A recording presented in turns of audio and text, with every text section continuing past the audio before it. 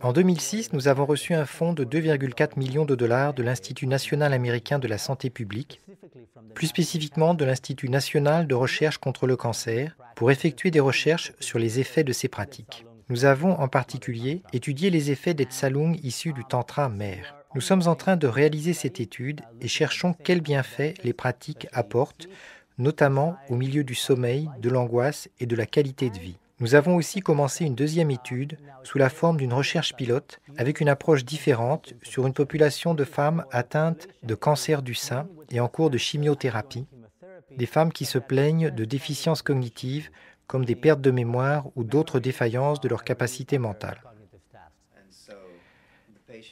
Ainsi, il a été avéré que les patients qui apprennent ces techniques et les pratiquent pendant leur chimiothérapie ont bien moins d'effets secondaires causés par le traitement.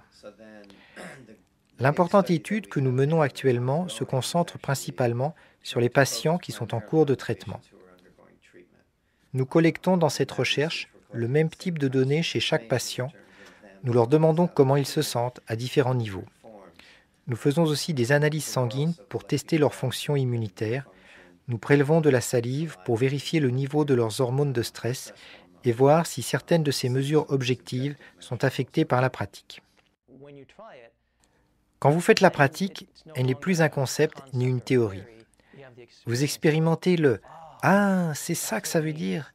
C'est ce que signifie l'ouverture, ce que signifie se défaire de telle ou telle émotion.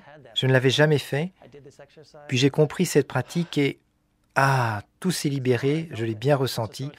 C'était comme goûter au sucre pour la première fois. On peut vous expliquer par les concepts et les définitions scientifiques quel goût a le sucre, mais quand vous l'expérimentez, plus besoin de toutes ces idées, car vous en faites l'expérience directe.